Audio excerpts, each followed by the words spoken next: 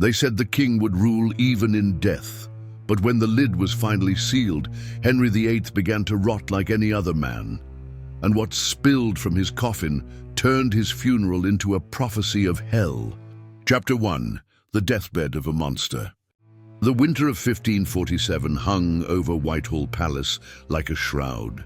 The river outside was black and sluggish, choked with ice, as if nature itself was holding its breath. Inside the royal chambers, the King of England lay dying, and it was a death to match his life. Swollen, violent, and impossible to ignore. Henry VIII, once the Golden Prince of Europe, was now a man undone by his own body. His frame, once athletic, had been consumed by gluttony until it was a mountain of sweating flesh. His chest heaved with each breath, the sound thick and wet, as though the air had to fight its way past rot. Beneath the heavy bedclothes, his legs were a battlefield. Ulcers the size of fists had split the skin years before, leaking pus and blood that never healed. Now they stank so badly that even the most loyal attendants prayed for an end. He could barely sit upright without servants lifting him like a child. His eyes, once bright with ambition, were filmed with pain and suspicion. He accused courtiers of betrayal in one breath, then begged for their loyalty in the next. Every whisper from the hallway, every shuffle of feet made him think of plots, because Henry knew how many enemies he had made. Priests came to his bedside, urging him to confess his sins, to prepare his soul. But Henry refused. He still believed himself God's chosen ruler, and in those final days, he clung to the crown as if it could hold back death itself. His voice cracked when he spoke, each word tasting of bile and fever. For 3 days, the stench in the chamber thickened. It was more than sickness. It was the smell of flesh giving way. On the night of January 28th, Henry's breathing slowed. Servants reported that his last exhale did not sound like a sigh, but like the drowning gurgle of a man slipping beneath black water. And yet, even in death, the king's grip on his throne was not released. His body would not be announced as dead, not yet, for the most dangerous part of Henry's reign was about to begin, the part where his enemies could no longer be beheaded, but his corpse could still be disgraced. What followed was a nightmare no embalmer could erase. Chapter 2. The Corpse That Wouldn't Wait. When Henry's chest fell still, the court did not rush to mourn. Instead, the doors to his chambers were shut, the guards at his bedside doubled, and the truth smothered beneath layers of lies. The king, they said, was simply resting. His enemies beyond the palace walls could not know he was gone, not until the machinery of succession had been wound tight in favor of his 9-year-old son, Edward. So the corpse remained in the royal bed, heavy under furs, the air around it thickening with the first whispers of decay.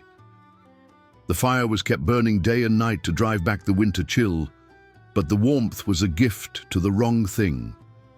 It quickened the rot.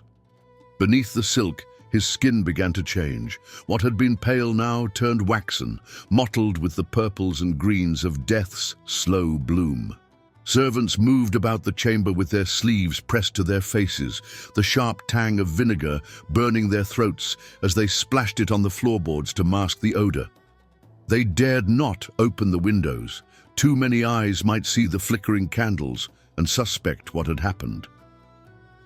By the second day, swelling had set in. His stomach, already vast, strained the bedclothes like an overfilled wineskin. The hands that had once signed death warrants now curled stiff against his chest, the fingernails tinged with blue. The ulcerated legs seeped anew, but this time there was no physician to lance or dress them, only cloths hastily tucked beneath to soak what leaked. One courtier, passing the guarded chamber, later wrote of the sound he heard inside, a soft, wet creaking, as though the great body on the bed was shifting of its own accord. It was a race now. Not to save the king, that was impossible, but to save the dignity of what remained. If the embalmers did not come soon, England's most feared ruler would dissolve into something unrecognizable before his funeral banners were even raised. And when the embalmers finally arrived, they brought with them no mercy, only blades, pitch, and the cold precision of men who knew that what lay before them was not a king, but meat. Chapter 3, Tuda Embalming, a ritual of knives and spices. The men who stepped into Henry's chamber did not come dressed in the fine silks of courtiers. They wore rough wool, leather aprons, and the grim expressions of those who dealt with the dead for coin, not glory. Their tools were simple, long knives, saws, and basins, but their task was anything but. Tuda embalming was not the gentle, sterile art of preservation we know today. It was a battle against time, stench, and the treacherous fluids of a corpse already days into its decline. The first cut was made high on the chest, the blade biting into skin that had already begun to loosen from the muscle beneath. What spilled out was not the clean red of life, but a dark, sluggish ooze that clung to the steel. They worked quickly, splitting the body open from sternum to groin. Inside, the organs were heavy and slick, the intestines bloated with gas, the liver soft as wet clay. One by one they were pulled free, slopping into basins, then burned or buried far from the royal tomb. Without this removal, the king would not last a week before bursting. The hollowed shell of Henry's body was then packed tight with bundles of linen soaked in strong wine, sharp vinegar, and resinous oils. Myrrh and cloves were added to disguise the stench, but the mixture of spice and rot made the air thick and choking. There was no care for dignity. The corpse was turned like a carcass on a butcher's block, limbs bent and twisted to wrap the waxed linen around them. The head was anointed with perfumed balm, the eyes closed forever under a dusting of powdered herbs. To the embalmers, he was no longer a man or a king, only a vessel to be sealed against the corruption within. Finally, the gash in his torso was stitched tight with coarse thread. The result was a grotesque parody of life, a bloated, colorless mask of a man, his skin pulled taut in places and sagging in others, wrapped in death's heavy perfume. But the embalmers knew the truth. This was not preservation, this was delay. The king was already claiming his victory over their craft, for inside that sealed body, the gases of decay were already building, whispering of the day they would break free. And yet the court insisted on preparing him as though he would endure untouched for eternity. Chapter 4, Wrapping the Tyrant. When the cutting and gutting were done, the real theatre began. The shrouding of the king. The embalmers worked in silence, save for the slow rasp of linen unrolling and the muffled thud of their boots on the chamber floor. First came the inner layers, wide strips of cloth soaked in beeswax and resin, wound tightly around the corpse to trap what lingered inside. The wax made the wrappings stiff and brittle, but it was the only barrier they had against the seepage of a body too far gone. Over this, they laid rich fabrics, deep crimson velvet, trimmed with gold thread, so heavy it seemed almost cruel to place them on a body already sinking under its own weight. The waxed cloth was meant to stop the rot. The velvet was meant to stop the gossip. But the most crucial layer was the coffin itself. A thick wooden shell lined with lead was prepared, the inner seams soldered shut to seal away the royal remains. The lead was heavy enough that the men struggled to maneuver it into place. When the lid came down, it took 6 men to press it firm and hammer it closed. Cosmetics were applied to the visible parts, the face, the hands, a pale powder to even the blotches, rouge on the cheeks to mimic the flush of life. But the effect was eerie, not lifelike. The skin, stretched in death, held no softness. The lips, drawn back slightly, made it seem as if the king wore the faintest smirk, the smile of a man who had outlasted all his enemies. One courtier, watching the final preparations, is said to have muttered, "The king still rules in death." And for the moment, it looked true. Draped in splendor, entombed in lead, Henry VIII appeared untouchable. But the embalmers knew better. They had felt the heat rising from within as they worked. They had smelled the gas that escaped each time the wrappings shifted.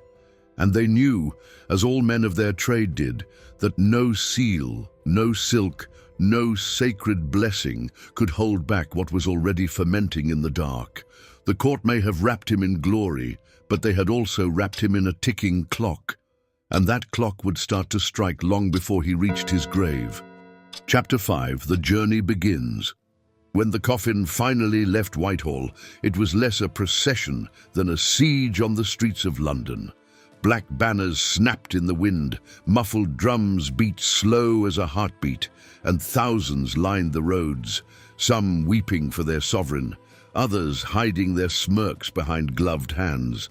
The king who had sent so many to the block was now locked in his own wooden prison. The coffin itself was monstrous, thick oak lined with lead, draped in a cloth of gold that shimmered dully in the weak winter light.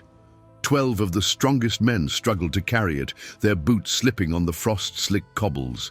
Each step seemed to groan under the weight, not just of the lead, but of the man inside, whose size in life was matched only by the burden he left in death. Behind it came the mourners, nobles in heavy mourning gowns, bishops in black robes, and heralds calling out the long, thundering list of Henry's titles.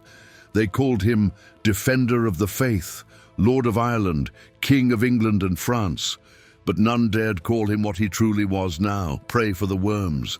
The journey was slow, painfully so. The bitter cold bit through the mourners' clothes, yet inside the coffin the air was trapped and stifling. Each jolt of the carriage sent faint creaks through the wood, a sound the pallbearers tried to ignore. The embalmers, walking close behind, exchanged silent glances. They knew that time was not on their side. Every mile between Whitehall and Windsor was a test, not of endurance for the living, but of containment for the dead. For while the banners waved and the bells tolled, nature was working in silence.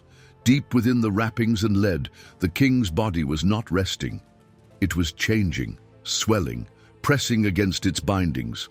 By the time the procession reached the halfway mark, the smell had returned. It was faint at first, masked by the cold, but then it caught in the back of the throat, a sour, metallic tang that no amount of incense could hide.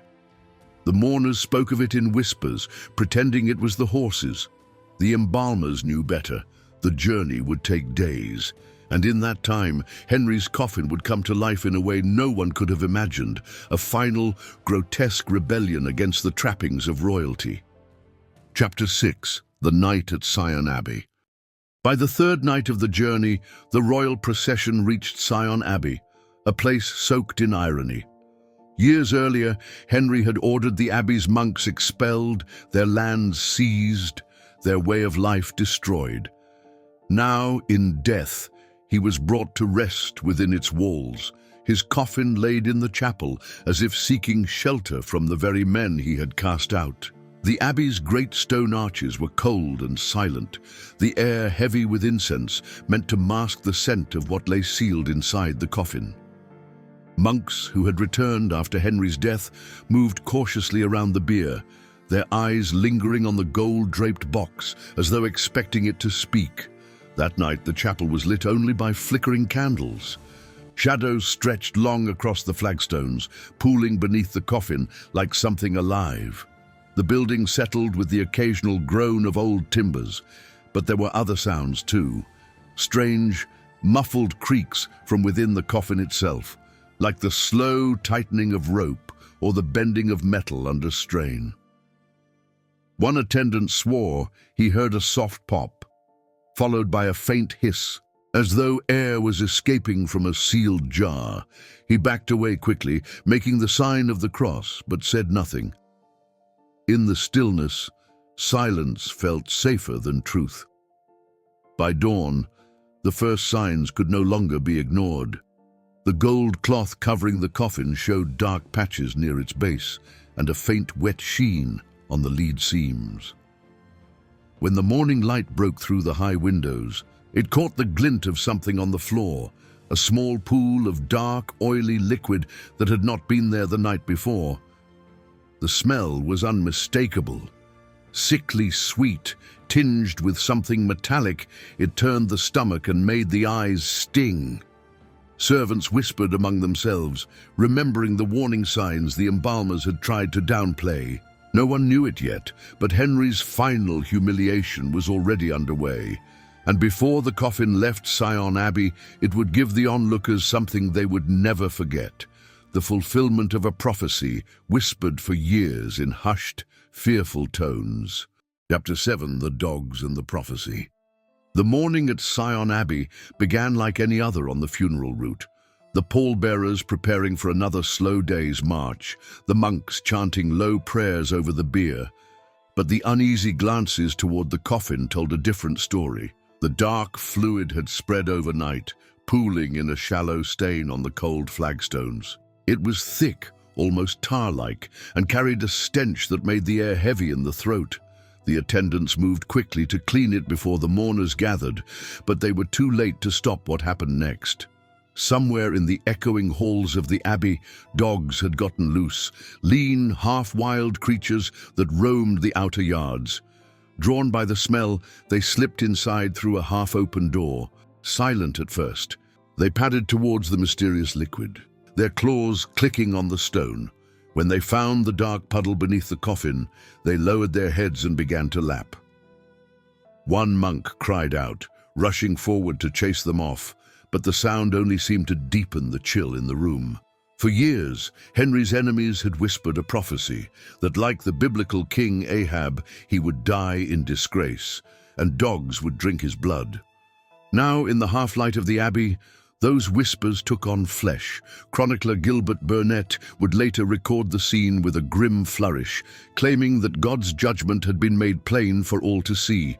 Whether the dogs truly drank royal blood or only the foul seepage of a decomposing king, no one present would dare to say aloud. But in their eyes, the prophecy had been fulfilled. The incident was quickly smothered by the courtiers, the floor scrubbed, the dogs driven off, the gold cloth adjusted to hide the damp patches. Yet the monks would remember, and in their quiet prayers that night, some gave thanks. Not for the king's soul, but for the justice of seeing a tyrant's body humbled. From that moment on, the procession moved with a new urgency.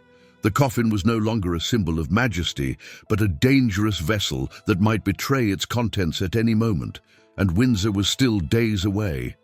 Chapter 8: The Grave Cannot Hide the Stench. The road to Windsor was short on the map, but long in misery. The pallbearers moved in grim silence, each step an effort under the shifting weight of the coffin. Every jolt of the carriage seemed to stir something within, and those who walked closest swore they could still catch faint traces of that sweet, rotting smell, even through the bitter January air. When the procession finally reached St. George's Chapel, the great doors swung wide, revealing the vaulted stone hall where kings had been laid for centuries. The heralds cried Henry's titles one last time, the list rolling like thunder through the nave. King of England and France, Lord of Ireland, Defender of the Faith. But to those who had followed the journey from Whitehall, the words felt hollow. They knew what lay sealed in lead before them. The coffin was lowered into the vault beside Jane Seymour, the only one of Henry's 6 wives to be given a queen's burial. No grand monument marked the spot, no towering effigy to immortalize the man who had ruled with such fury. The tomb was left unfinished, its stone bare and unadorned, as though time itself had refused him the glory he demanded. Whispers among the clergy spoke of the incident at Syon Abbey, but none dared mention it during the ceremony. Still, the image lingered in every mind. The dark seepage, the dogs at the coffin, the prophecy that had clung to Henry's name for years. Even in the solemn hush of the chapel, it was as if the memory of that stench clung to the air, defying the incense. When the stone slab was rolled into place over the vault, it was meant to be an end, a sealing of the king's body away from the living world. But the truth of Henry's death could not be buried so neatly.